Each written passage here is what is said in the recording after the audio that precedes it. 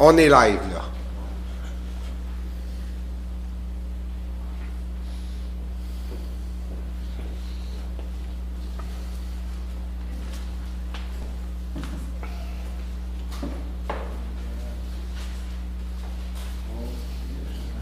C'est live sur 99media.org/live.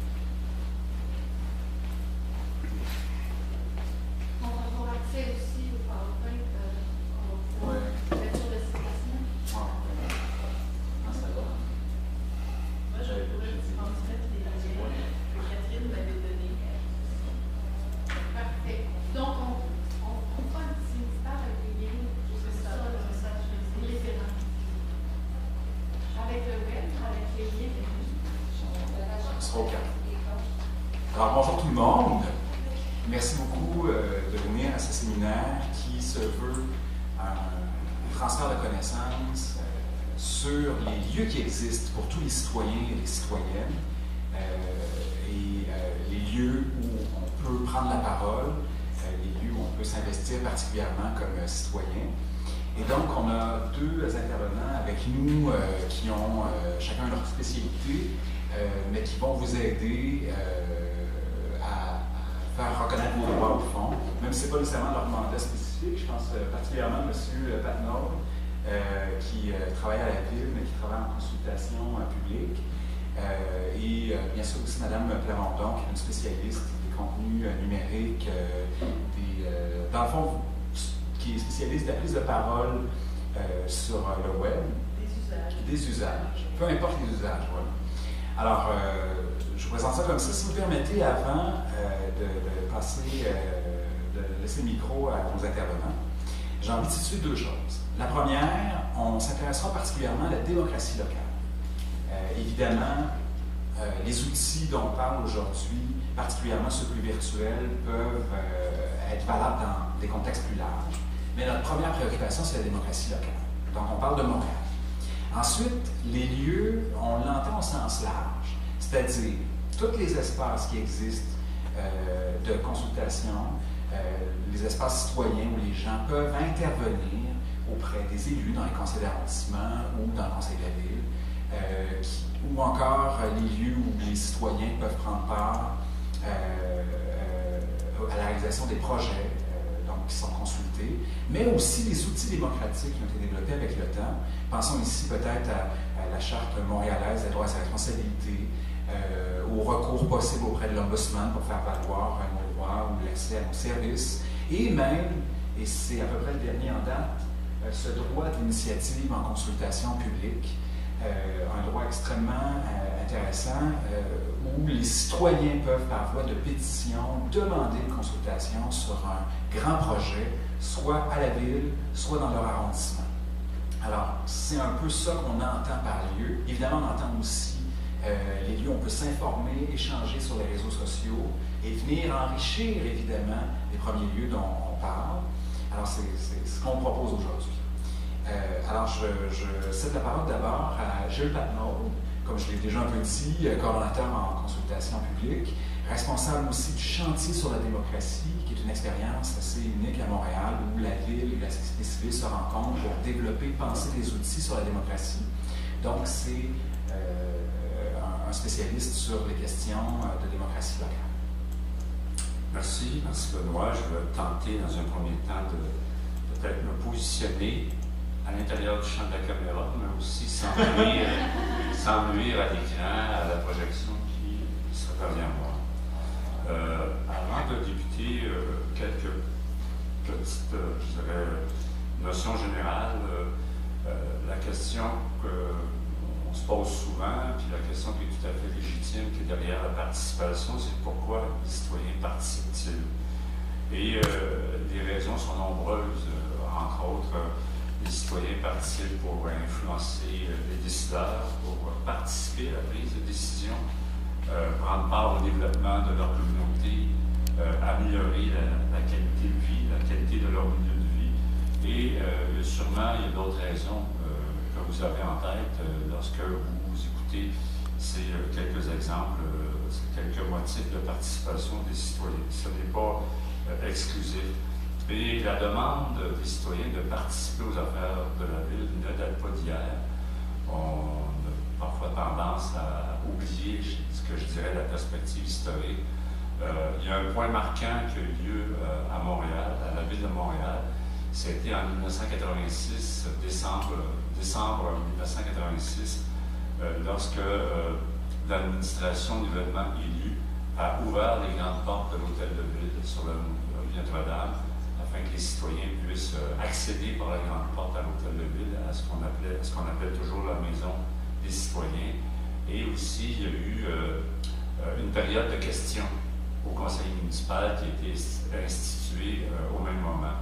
Et ça a été un élément marquant dans l'histoire de la participation à la ville de Montréal. Cela dit, quand les gens participent, il y a plusieurs façons de participer. Poser une question aux élus, émettre une opinion lors d'une consultation publique, participer à un groupe de travail ad hoc qui a été mis sur pied pour trouver des solutions à un problème vécu dans le quartier, devenir membre d'une instance à la ville. Il y a des comités aviseurs à la ville, donc tantôt on abordera la question à la suite d'un appel public de candidature. Il y a les tables de concertation de quartier où les citoyens via des organismes participent sur des problématiques de quartier. Certains citoyens se regroupent pour verdir leur ruelle. Bref, là aussi, les exemples sont nombreux. Ce dont on parle aussi, je dirais, deux grandes catégories de participation. Il y a la participation institutionnelle, c'est-à-dire une institution comme la Ville de Montréal offre des lieux de participation aux citoyens. Et il y a aussi la participation qui est demandée par les citoyens, ce qu'on appelle la participation bottom-up. Benoît a donné un exemple tantôt, le droit d'initiative, je reviendrai. Et le droit d'initiative, essentiellement, c'est qu'il y a une demande d'une consultation publique qui vient des citoyens et non pas une demande, et non pas une offre qui vient de l'institution. Je dirais, avant de faire cette présentation des lieux de participation à la Ville de Montréal, essentiellement deux choses. La première, ce qu'il faut, à mon avis, retenir, c'est que la participation, avant tout, c'est un contrat social, moi je dirais. Et nombreux sont aussi à soutenir ce point. S'il y a une participation, ça veut dire qu'il y a un enjeu, il y a un objet. On peut imaginer qu'il y a une décision qui doit être prise, une décision qui va venir, et le décideur accepte d'être influencé. Ce sont à peu près les paramètres de la participation et de la consultation. Et ce qui est recherché, évidemment, c'est une opinion éclairée, c'est-à-dire que les citoyens puissent participer selon des conditions qui vont faire en sorte que le citoyen va être en mesure d'émettre une opinion de manière éclairée. Ça veut dire qu'il y a des étapes préalables. Et ça, on peut voir ça dans tout mode de participation. Une étape préalable qui est de s'informer. Une autre étape qui est de bien comprendre l'information. Donc, qui va pas remplacer le petit ordinateur. De bien comprendre l'information, donc d'être en mesure aussi de poser des questions pour bien comprendre cette information-là. Donc, l'étape d'écouter et après l'étape d'émettre une opinion. Il en demeure pas moins que la participation, c'est exigeant. C'est exigeant pour tout le monde. C'est exigeant pour les citoyens. Les citoyens participent aussi en fonction de leur disponibilité, de leur champ d'intérêt, l'impact qu'une décision va avoir sur son milieu de vie immédiat peut être aussi un motif de participation. C'est exigeant aussi pour l'institution, la ville, les fonctionnaires qui ont à préparer ou à encadrer les mécanismes de participation. Et lorsqu'on est dans un processus de consultation où il y a un promoteur, que ce promoteur-là soit privé, public ou communautaire, et on oublie souvent quand je parle de promoteurs communautaires, un OSBL qui veut implanter une coopérative d'habitation dans un quartier, dans une rue, parfois il va y avoir des résistances. Donc, il doit y avoir un travail avec le milieu pour faire en sorte que les meilleures conditions d'insertion dans le milieu vont avoir été remplies. Donc, il y a cet élément-là de l'exigence. Il y a aussi un élément dans la participation qui est, à mon avis, essentiel. C'est lorsqu'il y a une participation, donc il y a différentes parties autour de la table. Ce n'est pas uniquement la ville et les citoyens, il y a la ville, mais à l'intérieur des citoyens aussi, il y a des opinions diverses. Et c'est important, ça fait partie de la démocratie. À l'intérieur de la ville aussi, il y a des champs d'expertise qui sont là, qui n'épousent pas nécessairement le même angle de point de vue. Mais ce qui est important, à mon avis, c'est ce que moi j'appelle la communication bidirectionnelle. C'est-à-dire, on émet une information, mais on doit écouter l'information que nous livre l'autre. Et moi, par expérience, souvent, ça m'est arrivé que les citoyens arrivaient avec des recommandations et je voyais mal comment la recommandation pouvait s'inscrire à l'intérieur des compétences de la ville. Et le citoyen, il ne peut pas être un expert de la ville, de l'administration.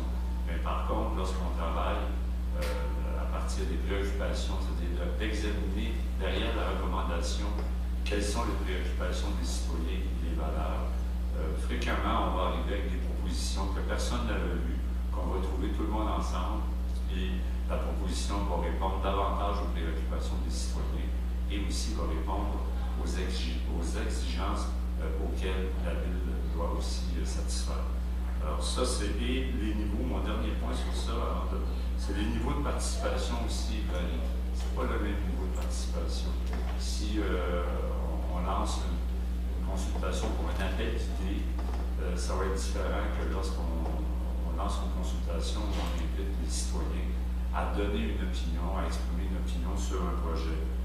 Ce n'est pas le même niveau de participation aussi lorsqu'on réunit des citoyens autour d'une table pour élaborer un projet, une politique ou pour trouver une solution à un problème que vit le quartier. Donc, on doit aussi distinguer les niveaux de participation et les exigences reliées à ces niveaux de participation qui ne sont pas les mêmes. Est-ce que tu permets, Jules, en somme, ce que tu dis aussi, au-delà de la participation, il y a un travail qui va être fait au niveau de la collaboration entre les parties prenantes, la ville, etc. Ça, c'est intéressant, garder ça en tête. C'est une manière de participer à la société qu'on va pouvoir retrouver un peu plus tard avec Mme Plamondon dans le monde virtuel. C'est avec la collaboration qu'on accouche de projets ou qu'on fait des propositions qui répondent aux besoins. C'est le propre d'une approche de concertation, c'est-à-dire de travailler ensemble pour trouver des solutions à un problème, premièrement pour bien identifier le problème. Est-ce qu'on s'entend sur la nature du problème et sur les moyens mis à notre disposition pour répondre, pour régler le problème? C'est le propre de ces exercices, mais ces exercices-là ne peuvent pas être applicables à tout. C'est-à-dire que là, on va rentrer parfois dans un processus de participation. Si on va par exemple dans une audience publique où là, les commissaires vont entendre différents points de vue. Et eux, après, vont avoir à rédiger un rapport, à faire l'analyse et à faire une sorte d'arbitrage à ces points de vue-là avant de formuler des recommandations qui vont être adressées aux autorités. Si on regarde à la Ville de Montréal, avant de formuler des recommandations à la Ville de Montréal. Donc, les différents mécanismes font appel à, je dirais, différentes approches de participation. Dans un cas, on va travailler plus sur collaboration. Par exemple, au moment où on a élaboré la Charte montréalaise des droits et responsabilités, on l'a élaboré avec les citoyens. Alors là, on travaille dans une approche de collaboration, mais cela dit, ça n'excluait pas qu'à un moment donné, il fallait travailler sur des consensus. Et ça pouvait être plus difficile sur certains consensus que d'autres. Donc, il y a cet élément-là de difficulté, à mon avis, qu'il ne faut pas négliger, parce que si on les néglige, on va avoir tendance à penser que tout va se régler de la même façon, alors que ce n'est pas la même chose.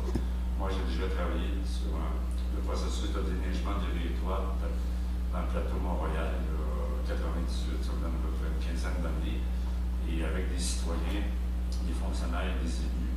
Et à un moment donné, on était dans un processus de recherche de consensus. À un moment donné, on était plus dans un processus de médiation, parce que les points de vue n'étaient pas les mêmes. Il fallait prendre le temps de bien, je dirais, de bien attaquer l'angle sur lequel on travaille, pour être en mesure de se dire qu'à un moment donné, on vit dans un consensus, on est dans la médiation, comment nous avons travaillé cette étape-là de participation. Donc, il y a plusieurs approches. Souvent, ça fonctionne avec une approche collaborative, mais peu importe l'attitude des citoyens et des citoyennes qui soient en situation de handicap ou pas, M. Patnaud va vous présenter les lieux que vous pouvez faire valoir, non seulement vos points de vue, mais aussi parfois vos droits.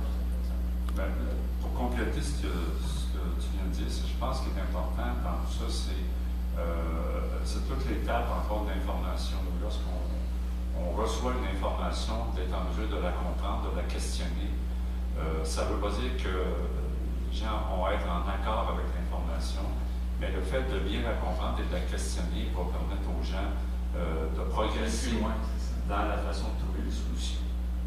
Si on regarde ce que je vais vous présenter, c'est les lieux de participation qui existent actuellement à la Ville de Montréal.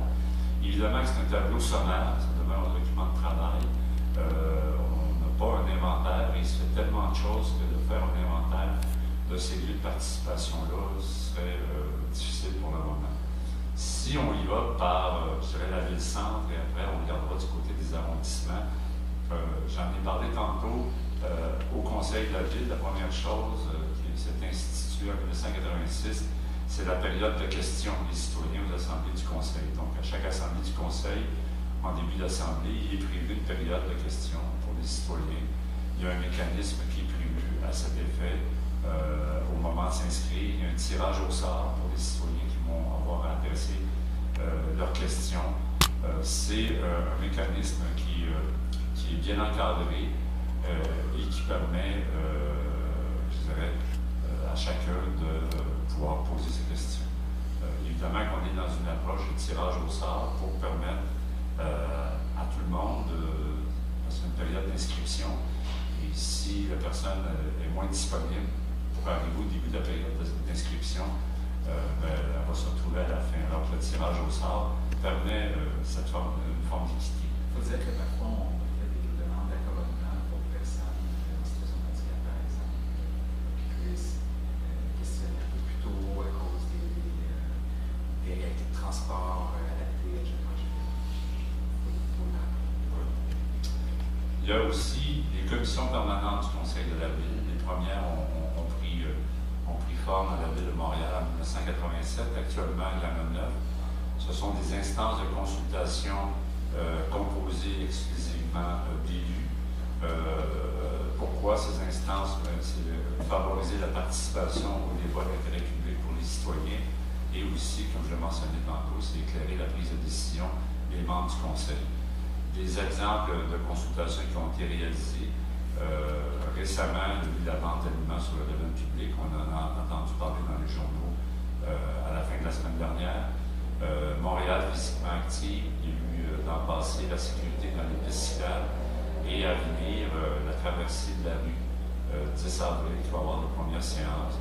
Alors, pour les commissions du Conseil, il est possible de s'inscrire sur une liste d'abonnés et par courriel, vous recevez les invitations pour les commissions du Conseil. Vous avez les dates, comment participer.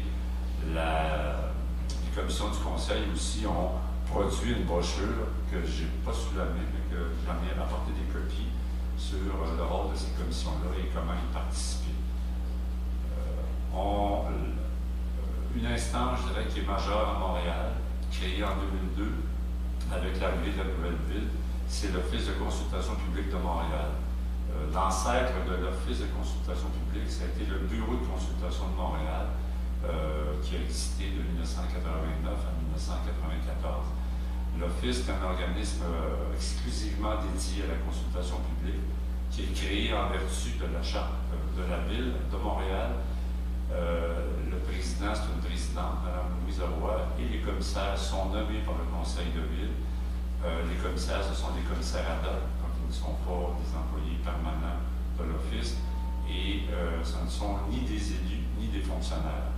Donc, lorsqu'il y a une consultation publique tenue par l'Office de consultation, les gens qui sont assis à l'avant, qui ont comme mandat de diriger les séances et de vous écouter et de vous permettre de poser des questions et de recevoir vos opinions.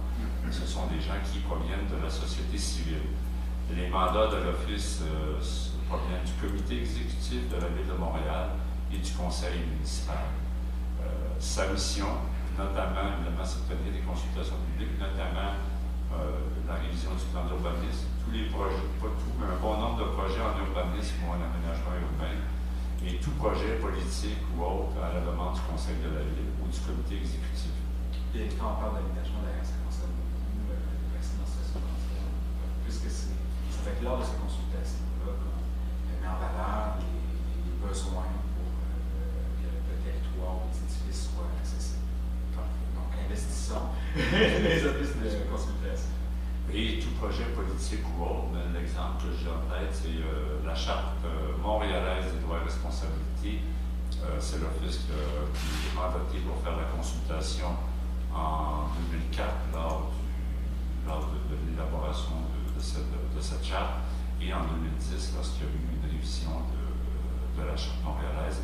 L'Office a été mandaté pour tenir des consultations à cet effet. Il existe aussi à la Ville des conseils consultatifs, conseil interculturel, conseil des Montréalaises, conseil jeunesse, conseil du patrimoine. Ces conseils-là sont créés en vertu de la charte de la Ville de Montréal. Vous allez m'entendre parler charte de la Ville de Montréal et charte montréalaise des droits et responsabilités. La charte de la Ville de Montréal, c'est la loi qui constitue en quelque sorte la Ville de Montréal. La Charte montréalaise des droits et responsabilités, c'est une charte des droits qui elle-même, elle est protégée par la Charte de la Ville de Montréal. Le rôle de ces conseils, c'est d'exercer une fonction avisale auprès du conseil de ville, du comité exécutif ou aussi auprès du maire je pense encore au conseil jeunesse. C'est de produire des avis. Alors, des exemples d'avis, c'est ce que je cherchais. Par exemple, au niveau du Conseil des Montréalaises, en 2012, ce conseil a produit un avis sur l'accessibilité de l'offre municipale en sport et loisirs, le défi du prochain plan d'action en faveur de l'égalité, la tarification sociale en transport en commun des quartiers naturels. Le conseil jeunesse, c'était des avis qui ont été produits sur les jeunes, sur la participation culturelle des jeunes, sur l'agriculture urbaine. Alors, ce sont des instances qui, composées de 9 à 15 personnes provenant de la société civile, ont comme fonction d'émettre des avis auprès du conseil dans leur domaine de compétences. Ces gens-là sont choisis, c'est des mandats, la plupart c'est des mandats de 2 ans, sont choisis à la suite d'un appel public de candidature. Donc, si un des conseils vous intéresse, vous pouvez contacter le conseil et dire moi, ça m'intéresserait à un moment donné, faites-moi savoir s'il y aura un appel public de candidature ou de suivre ces appels publics qu'on retrouve sur le site Internet de la Ville de Montréal.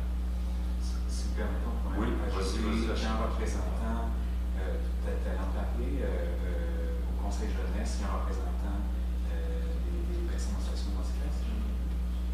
Oui, je sais pas beaucoup. Puis un représentant communautaire aussi. Enfin, je pense qu'il y a des chaises dédiées. Il y a des chaises dédiées par secteur de la ville, au conseil jeunesse. On pourra oui. Moi, je suis sur les commissions. Les commissions sont thématiques, sont composées des élus, sont territoriales, sont composées des conseils. Il y a les commissions publiques. Les commissions sont thématiques. Puis les composées d'élus. Il va y avoir la commission. Il va y avoir la commission sur le transport, par exemple. La commission sur l'urbanisme, l'habitation, l'aménagement. il y en a 9 commissions. Je pourrais vous donner tantôt les noms, parce que dans le document que j'ai apporté, j'ai la liste des noms des commissions. Mais c'est des commissions thématiques. Et donc, Selon les champs de compétences de la Ok. ville. Puis c'est les élus ou C'est des élus exclusivement composés d'élus. C'est ça. Mais donc, il faut rappeler que toutes ces informations-là, on rendra disponibles les liens, non seulement vers le site de la ville, mais il y a peut-être des documents aussi qui peuvent être disponibles, qu'on peut mettre en disponibilité aux gens qui participent au séminaire. On s'assurera de les transmettre.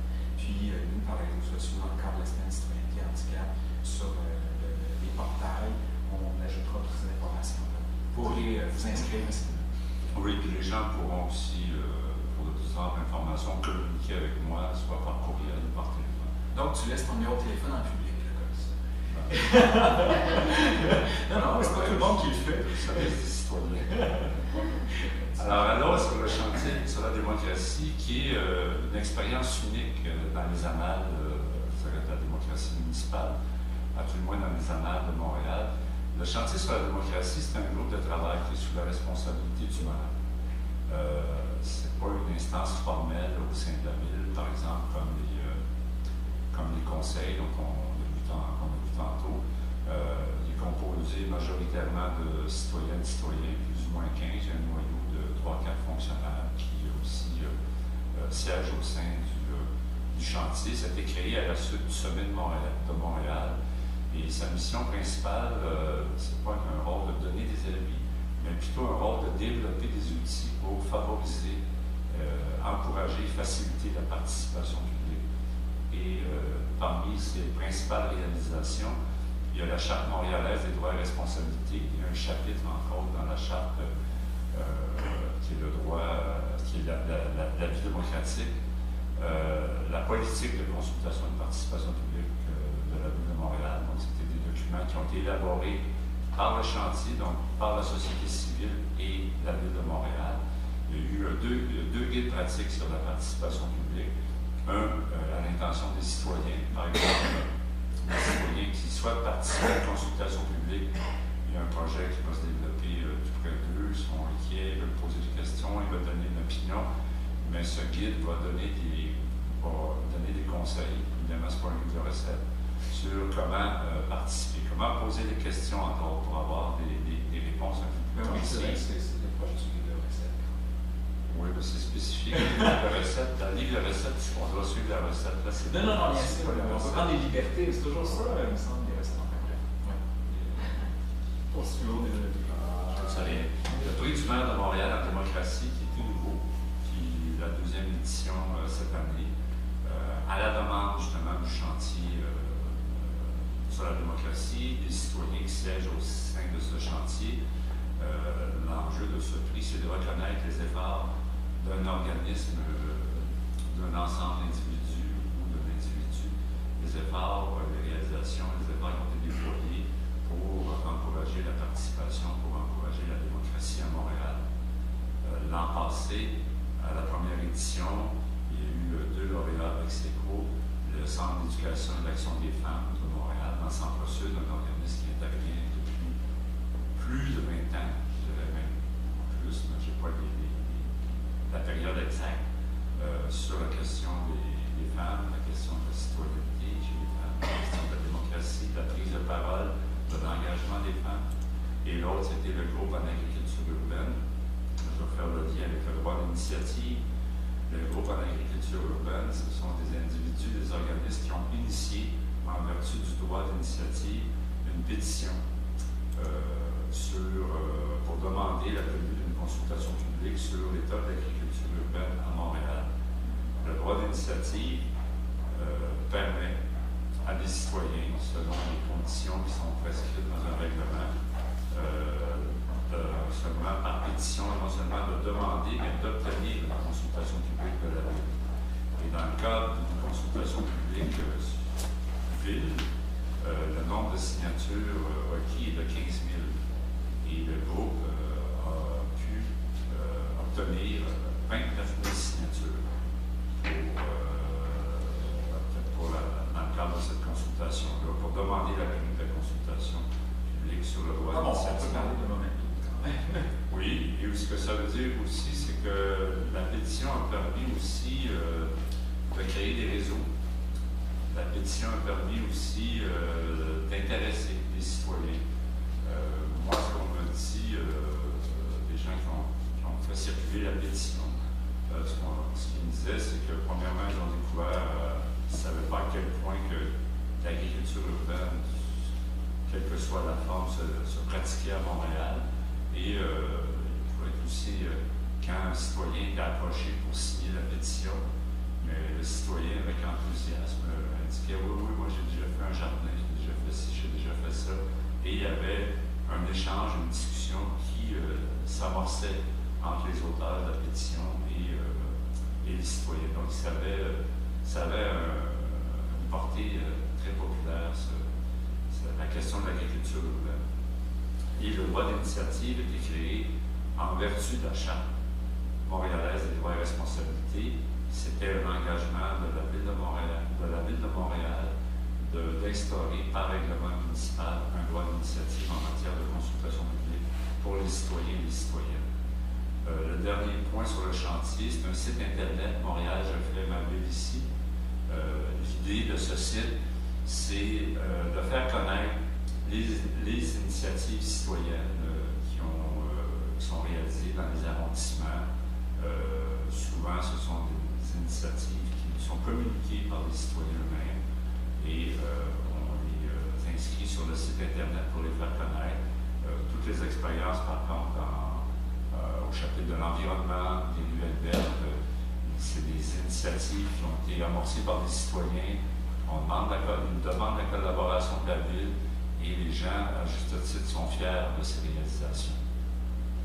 Les autres, oui, excusez-moi. Non, c'est correct. Bonjour, mon nom c'est Gisela, je suis conseillère à l'accueil et à l'intégration à l'UQAM. En fait, je fais partie du centre de services d'accueil et de soutien socio-économique. Puis, quand vous avez parlé des pétitions, ça m'a beaucoup interpellée, notamment au niveau du nombre de pétitionnaires. Donc, vous avez parlé d'un nombre de 1500 pétitionnaires. Puis, quand je compare au niveau, par exemple, fédéral, quand on dépose, par exemple, des pétitions dans le processus de pétition en matière d'environnement, il faut une seule signature. Donc, j'aimerais savoir pourquoi est-ce que c'est par mesure de logistique ou de ressources que c'est 15 000 ou. On est dans deux univers différents, je crois, par rapport à l'environnement. Lorsqu'il y a une seule signature, si ma mémoire est bonne, c'est pour demander la tenue d'une consultation. En fait, c'est une signature, c'est pour signifier ses préoccupations par rapport à l'environnement. C'est sûr, c'est sous forme de question. Peut-être dans ce que vous expliquez, c'est plutôt un postulat que les gens signent. Ce qui a été dans l'élaboration de ce droit d'initiative par les citoyens et la ville, l'enjeu c'était que les gens puissent, suite à la pétition, non pas seulement demander la consultation publique, mais l'obtenir. Donc il y a un engagement de la ville d'obtenir la consultation publique. L'encadrement qui a été fait, c'est s'assurer que ça porte sur des enjeux qui sont majeurs pour la collectivité, que ce soit dans un arrondissement ou que ce soit pour la ville de Montréal. Donc c'est pour ça que pour la ville, après discussion, le nombre a été établi à 15 000. Les signataires de la pétition, c'est aussi des gens âgés de 15 ans et plus. Alors, donc, pourquoi 15 ans et plus? Il y a deux raisons. La première, c'est la taille de la population des Statistiques Canada. Il y a des catégories d'âge, les groupes d'âge qui sont établis. Et 15 ans, je ne les ai pas en tête, mais je pense que c'était les 15-20 ans. Donc, que ce soit uniquement 18 ans, ça devenait compliqué. L'autre élément aussi, c'était d'encourager les jeunes à participer. On vient de répondre à ce deuxième critère. Et pour les arrondissements, c'est établi à 5 de la taille de la population jusqu'à un maximum de 5 000. Ça ne peut pas dépasser 5 000 pour les arrondissements où la taille de la population est la plus élevée. On pense à la Côte-des-Neiges, à Torrent-de-Grâce, on pense au plateau Mont-Royal, à taille de la population est très, très élevée. C'est comme ça a été calibré dans les échanges qu'il y a eu entre les citoyens et la ville. Ce qui est prévu, à un moment donné, c'est qu'il y aura une révision lorsqu'il y aura une période d'application suffisante, il y aura une révision de ce droit d'initiative, puis de voir comment on peut améliorer, rendre l'accès à ce droit d'initiative. Le droit d'initiative, en complément d'information, il n'est pas applicable pendant une année électorale, pour des raisons évidentes, que ça ne soit pas un outil Il faut que ce soit instrumenté de partisan. Voilà. Et c'est un maximum de 2 par année pour un arrondissement et 3 par année pour la ville de Montréal. Mais ce qu'il faut déplorer, c'est que pour l'instant, une seule demande a été faite. Et donc, il faut absolument communiquer davantage ce moyen-là, ce levier-là, pour que les gens, les citoyens s'en saisissent puis investissent. C'est-à-dire qu'une seule demande qui a été formellement déposée. Ouais. Il y a eu plusieurs Par contre, tantôt, je vous ai parlé de la consultation par une commission du Conseil sur la sécurité dans les pistes cyclables, mais cette consultation, elle résulte d'une amorce du droit d'initiative. Les citoyens avaient déposé, il y a la première étape où c'est 25 signatures, la première étape avait été franchie, et après discussion, le président de la commission du transport au conseil municipal a dit moi, je suis intéressé à l'intégrer, à faire cette consultation-là et à l'intégrer dans mon plan annuel, dans mon programme annuel de consultation, évidemment avec le consentement de mes collègues qui font partie de la commission. Et à partir de ce moment-là, les auteurs de la pétition ont dit nous, ça nous convient parfaitement, on n'ira pas à la seconde étape. Donc, il y avait eu des engagements à cet effet. L'autre élément aussi, c'est il y a dans le mécanisme qui est prévu du droit d'initiative, dans l'application du droit d'initiative en arrondissement, il est prévu une étape où les élus concernés peuvent discuter avec les auteurs de la pétition et convenir finalement d'une façon de faire. Ça a été fait. Par contre, on n'a pas la compilation de ces exercices-là où finalement, suite à, je ne dis pas qu'il y en a eu des dizaines, mais depuis l'application, il y a eu quelques épisodes où il y a eu des ententes entre les élus, puis les citoyens, puis les élus ont décidé de tenir la consultation ou de faire une assemblée publique d'information, et ça répondait aux attentes exprimées derrière ça. On va essayer d'abord une question pour vous. Par rapport au nombre, si mettons, demande à la Ville de Montréal une consultation sur le handicap, puis l'accueil de handicap dans la ville, à Bonnie, est-ce que je dois avoir 1500 signataires pour que la ville consulte le monde sur le phénomène de handicap à Montréal? La demande est faite, puis éventuellement, on établit une consultation à cet effet. Si vous passez par le droit, évidemment que les citoyens peuvent tous les jours, par pétition, demander à leur arrondissement ou à la ville une consultation publique sur tel sujet. Dès qu'on rentre dans le droit d'initiative, là on rentre dans un processus qui est plus formel, qui est encadré, établi par des règles. Et la première étape, c'est d'avoir un formulaire prévu à cet effet. La première étape, c'est de mettre 25 signatures. Et là, vous pouvez identifier 3 porte-paroles de cette pétition-là. Et là, vous déposez votre projet de pétition. Et là, la pétition, le projet de pétition va être reçu par le greffier qui va évaluer si c'est conforme au règlement. Il peut y avoir des fois des allers-retours. Ça peut être une question de libellé parfois. Il peut y avoir. Et à partir du moment où l'objet est reçu, là, vous avez une période de 3 mois. Les délais sont établis dans le règlement. Vous devez recueillir vos 15 000 signatures si vous faites cette consultation-là à la Grande Avril. Si je prends votre exemple, je reprends votre exemple, il est possible que, suite à votre dépôt de 25 signatures, qu'une commission du Conseil dise que les élus discutent entre eux et qu'on vient dire nous, on va la faire, cette consultation. consultation d'ordre public. Il y a un problème, on va voir quel est le problème, et on va tenir une séance publique sur le sujet. C'est pas obligatoire d'utiliser un seul de ces moyens-là. En fait, on peut les faire intervenir tous, le droit d'initiative, les questions lors du conseil municipal, etc. Je veux dire, rien ne nous empêche de faire une campagne de déployer tout ça dans plein de lieux de participation. Je pense que ce qu'on doit comprendre, c'est que la porte d'entrée du droit d'initiative, parfois, va vous emmener vers un autre lieu qui va être soit une commission du conseil ou les élus dans un arrondissement qui disent on va faire une assemblée publique sur le sujet et vous n'aurez pas à répondre, à remplir les exigences pour obtenir la consultation publique.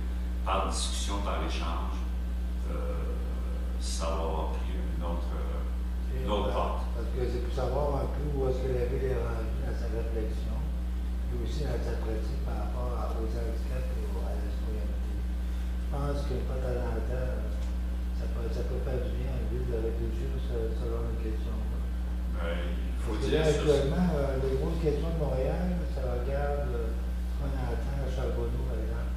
Mais ça vient que c'est tellement. C'est juste de ça qu'on entend. Alors que je suis certain qu'à Montréal, il y a d'autres choses que la commission de Charbonneau.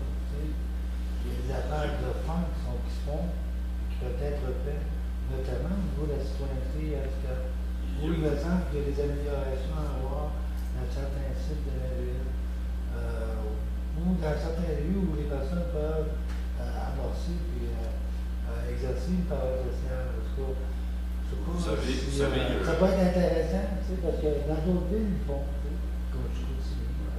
Il y a beaucoup de choses ici. Il y a un plan d'action, je l'avais noté, il y a un plan d'action d'accessibilité universelle. Il y a un travail qui se fait de très près avec les organismes du milieu. Pour vous donner un exemple par rapport aux documents que le chantier a produit, par rapport à la charte, par exemple, Montréalaise des droits et responsabilités, elle a été adaptée en texte simplifié, elle est en orthographe alternative, elle est sur bande sonore, elle est en braille. Donc, il y a plusieurs efforts qui sont menés comme ça pour favoriser l'accessibilité. Par exemple, la Déclaration de Montréal. Vous connaissez? La Déclaration de Montréal, Pour laquelle C'est ça. Sur les droits des personnes handicapées qui avait été il y a avec eu l'Organisation mondiale de la santé. aussi. Et ça dure. Oui, la Déclaration de Montréal, à moins que vous soyez pas au courant, mais tout le monde est au courant. Pas les temps de ce que je ne suis pas au courant, c'est si elle a été adaptée en texte simplifié. Peut-être que Julie n'était pas là. C'est ça. Il y a eu plusieurs déclarations qui concernent les personnes en situation de handicap, puis d'autres gros pour d'autres enjeux. Puis il y a une politique qui est venue aussi éventuellement sur l'accessibilité universelle. C'est de ça dont Jules parlait. Elle a été adoptée par arrondissement aussi, mais l'adoption totale est récente de cette politique. Alors, rapidement, les lieux aussi, les autres lieux de participation, voyez-vous, on parle de développement durable, il y a un réseau des partenaires, il y a le programme Quartier 21, il y a Devenir Éco-Montréalais, il y a eu le plan d'action 2007-2013 Montréal métropole culturelle qui s'est développé avec la communauté culturelle à Montréal, la communauté de la culture, la web diffusion des séances du conseil de ville et depuis peu du comité exécutif, ce sont des lieux où les gens peuvent au moins s'informer, voir comment ça se passe, s'intéresser, je dirais, aux affaires de la ville. Dans les arrondissements, évidemment, il y a toujours la période de questions des citoyens aux assemblées du conseil. C'était institué en 2002. Il faut voir que dans les arrondissements provenant des anciennes villes de banlieue, ça existait cette pratique-là avant 2002. Il y a une main qui est levée derrière. Oui, j'ai une question par rapport à la web diffusion. Est-ce que les citoyens peuvent intervenir à travers la web diffusion? Présentement, non. En fait, il est possible de mentionner sur Twitter l'évolution d'un dossier, par exemple, mais les questions, il faut avoir une présence physique à l'hôtel de ville ou en arrondissement pour pouvoir poser les questions. Donc, il n'y a pas, comme moi présentement, il n'y a pas un modérateur qui peut prendre des questions et les poser en période. OK, parfait. Merci. Toi, tu penses que ça pourrait se faire par Twitter ou en direct ou avec Les deux? Les deux sont faisables. Présentement, là, j'ai lancé s'il y a des gens qui sont en ligne, qui nous regardent en ce moment, qui ont des questions, ils peuvent me poser la question, puis je peux intervenir pour poser la question. Cette expérience-là, je l'ai déjà fait pendant des tables rondes, mais c'est... Aux premières étapes, la web diffusion est récente, c'est récent, il faut voir aussi... Il existe aussi des portails qui répercutent tout ça. En fait, sur un citoyen, il est possible. C'est pas Notion, c'est quoi? Un portail qui diffuse... c'est Coop Web TV. Coop Web TV, oui, qui diffuse à Montréal, oui. Mais ils sont directifs en direct. On peut commenter, ouais, c'est ça. On ne peut pas interagir avec les personnes présentes. Avec les élus, ouais, c'est ça, voilà. Rapidement, les principaux lieux de participation en urbanisme dans les arrondissements. Alors, lorsqu'il y a des modifications au zonage, au plan d'urbanisme, des assemblées publiques sont prévues. La LAU, c'est la loi sur l'aménagement et l'urbanisme. C'est une loi provinciale.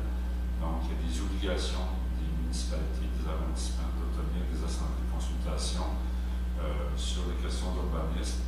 Il y a le processus d'approbation référendaire lorsqu'il y a certaines modifications au zonage, et là, le processus d'approbation référendaire, les gens éligibles à y participer, ça va être les gens qui demeurent à proximité, selon un secteur établi, à proximité du lieu où un projet va être... un projet sera établi, où le site, c'est-à-dire le secteur qui est visé par la modification du zonage.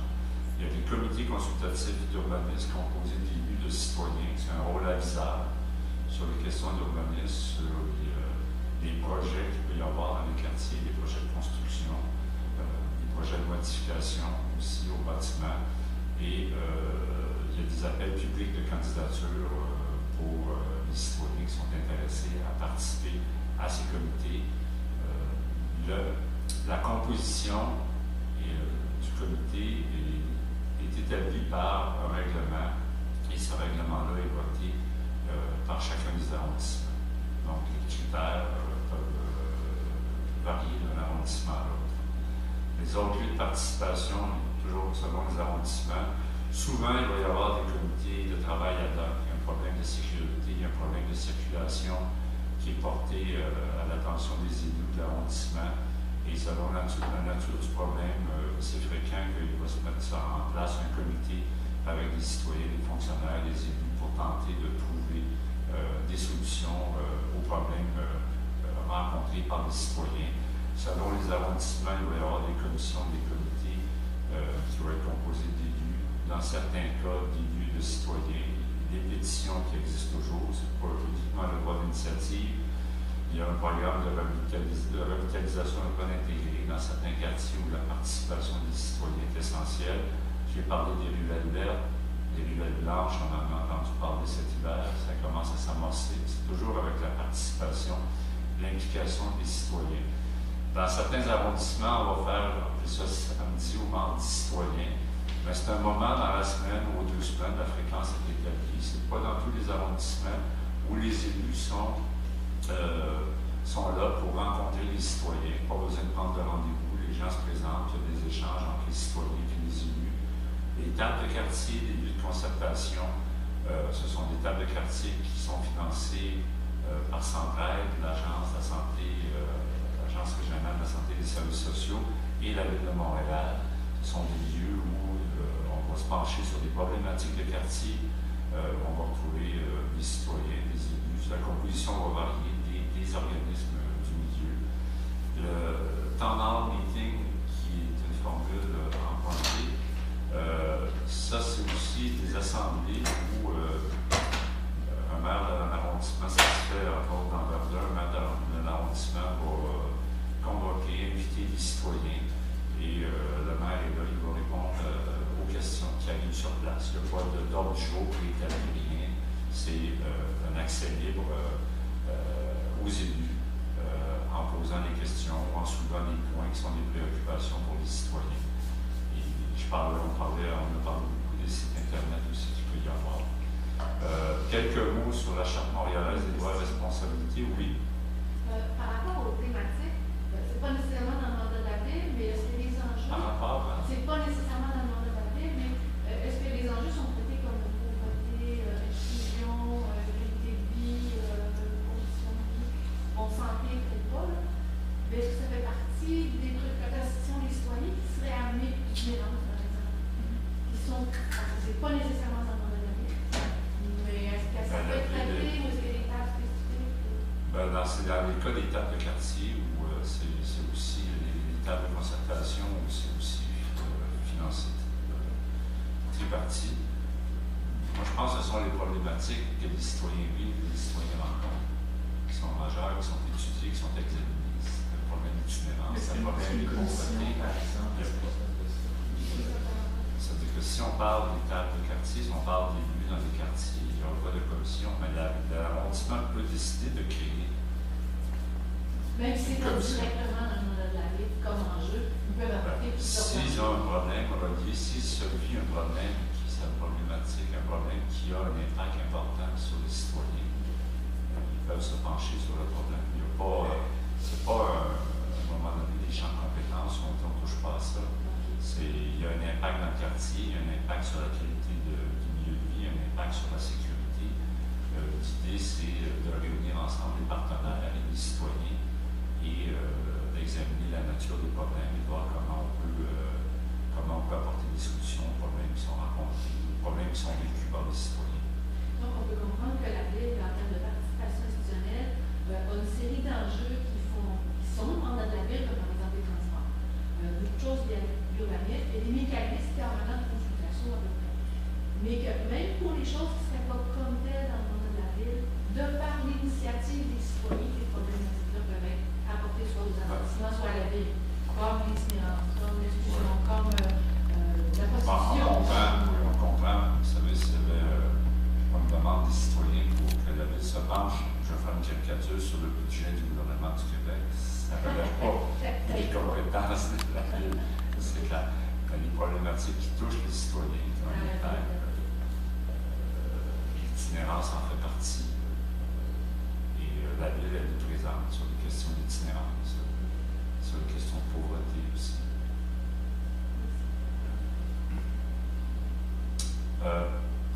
Rapidement, la Charte montréalaise des droits et responsabilités, c'est un peu, à mon avis, ce qui est le pilier de tout ça.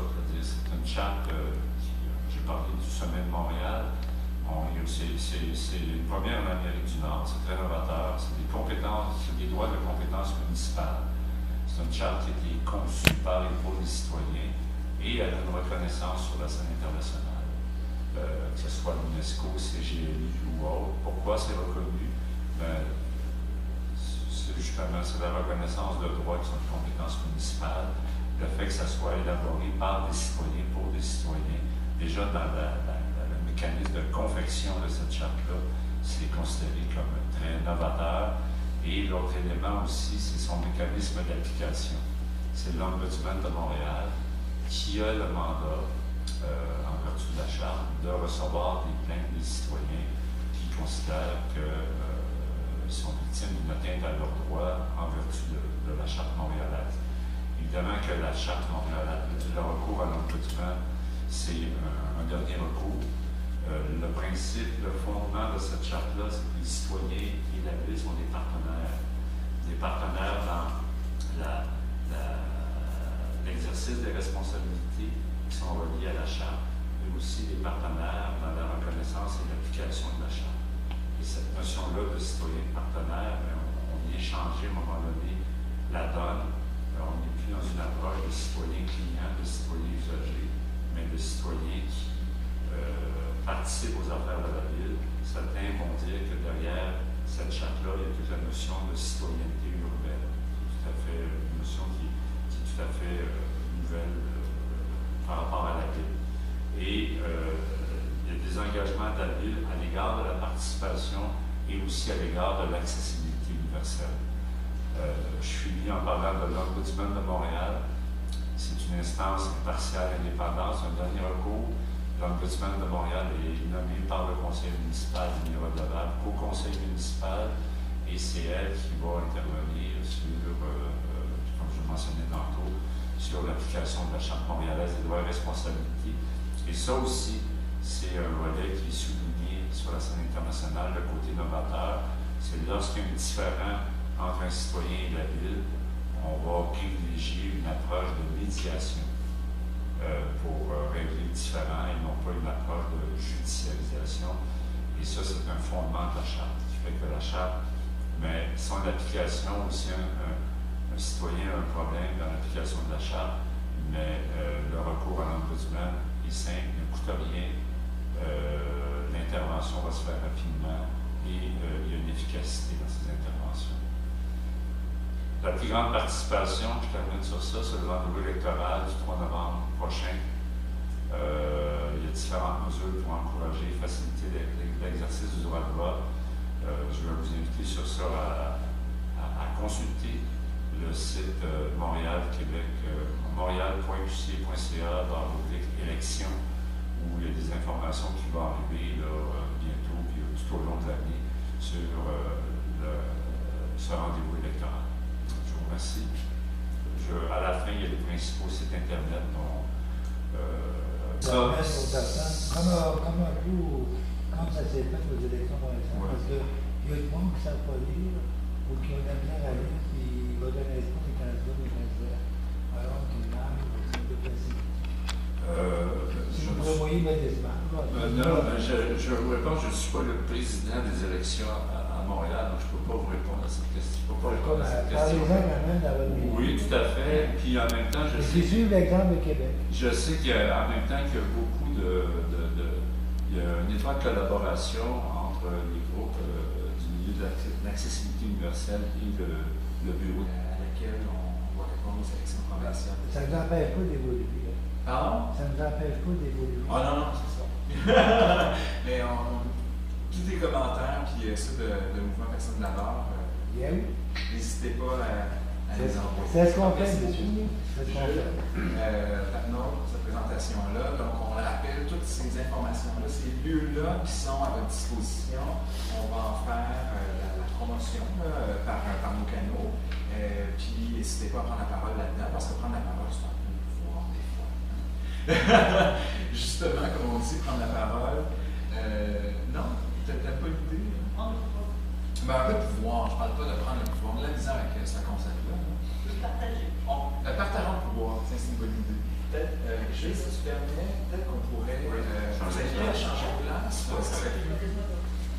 Effectivement, je sais pas nous parler de vive voix. Vive voix. Moi, c'est ça. Alors, pour vous mettre en contexte, Josée Plamondon, peut-être que tu peux rapprocher le micro un tout petit peu. Josée Plamondon est consultante en contenu numérique et tout ce que ça implique.